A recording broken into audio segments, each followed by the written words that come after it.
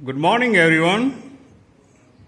This is our class first, and now we are going to learn our chapter 2 inside and outside's next portion. तो आज हम यहाँ class first English में जो next part है हमारा, अभी तक हमने यहाँ तक पढ़ लिया है, अभी नेक्स्ट वाला पढ़ेंगे यहाँ पे। Let's use grammar. लेट्स यानी चलो, यूज यानी उपयोग करना, ग्रामर ग्रामर का उपयोग करते हैं। One and many. वन यानी एक और मैनी यानी एक से ज्यादा। इसका एंड का अर्थ होता है और। वन एंड मैनी तो एक और बहुत सारे। मैनी यानी बहुत सारे, जो दो या दो से ज्यादा होते हैं। टू और टू प्लस, तो उसको मैनी बोल सकते हैं।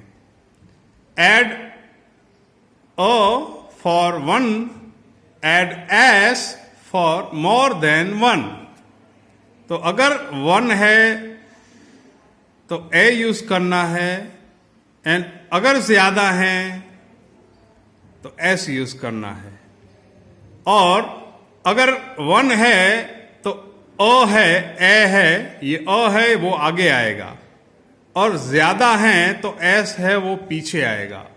जैसे यहां पे देखो 1 2 3 हैं तो ट्रीज एस लगा। यहां पे फ्लावर्स ज्यादा हैं, मोर हैं, तो लगा फ्लावर्स, एस लग गया। फिर है कैट, एक ही है तो अ कैट। यहां पे हाउस बहुत सारे हैं तो एस लगा, हाउसेस।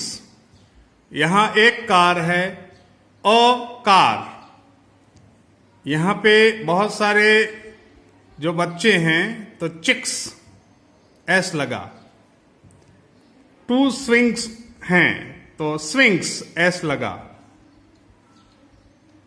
और यहां पे बॉल्स हैं, बहुत सारे हैं, तो एस लगा। और बैट एक ही है तो अ बैट। सो अगर वन यानी एक हो तो आगे ए लग जाता है, और अगर ज्यादा हो तो पीछे एस लग जाता है। Trees, flowers, a cat, houses, a car, chicks, swings, balls, a bat। तो इस तरह से वन एंड मैनी आप अलग अलग काउंट कर सकते हो। यहां पे देखो, राइट एम, इज और are in the blanks. Blanks हैं इनमें, एम, इज, आर लिखो। यहां पे लड़का है, देखो ये बस के पीछे दौड़ रहा है। One, the bus is waiting. बस है, वह राह देख रही है। वेटिंग यानी राह देखना। अगर बस है तो इज लगा।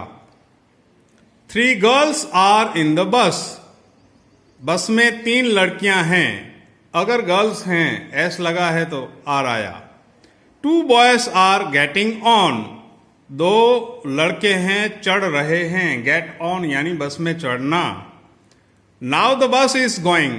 अब, नाउ यानी अब, बस है, जा रही है।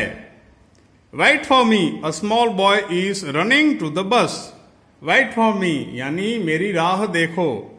एक छोटा सा लड़का वो बस की तरफ दौड़ रहा है। रनिंग टू द बस यानी बस की तरफ दौड़ रहा है।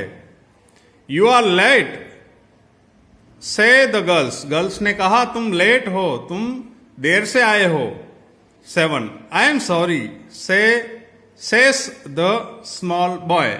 छोटे लड़के ने कहा मुझे माफ करो, आई एम सॉरी। उसने ऐसा कहा, सेस यानी कहा। सो इसमें क्या है, एम, इज, आर।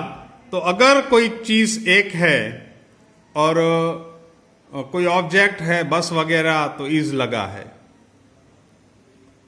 अगर ज्यादा हैं तो आर लगा है, गर्ल्स आर, बस इज, बॉयज आर, बस इज, बॉय इज, एक ही है तो इज लगा है। यू के साथ भी आर लगता है और आई के साथ रिमेंबर ऑलवेज एम आता है। अभी next page, let's write, look at the pictures, then read the replies, write a question for each answer using what is this and what are these. तो व्हाट इज दिस यानी यह क्या है, what are this यानी ये क्या है। ये प्लूरल में यूज होता है, यानी जो चीजें ज्यादा हों उसमें ये दीज यूज होता है, और अगर वन है तो दिस यूज होता है। तो यहां पे देखो, it is a present for you, तो यहां गिफ्ट है, प्रेजेंट यानी gift. It is a present for you, यह गिफ्ट तुम्हारे लिए है, प्रेजेंट तुम्हारे लिए है। इसमें क्वेश्चन बनेगा व्हाट इज दिस, क्योंकि ये एक है तो ऐसा दिस आएगा। What is this, it is a present for you. यहां पे देखो, they are my new pets, ये मेरे न्यू पेट्स हैं। व्हाट आर दीज, और यहां देखो 3, व्हाट इज दिस, इसमें आया क्योंकि ये अकेला है। It is a bulbul, what is this, answer है इट इज अ बुलबुल।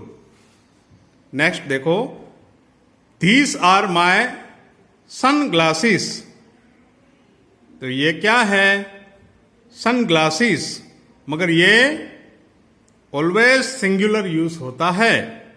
क्यों, क्योंकि दोनों एक चीज बन गई है। These are my sun glasses.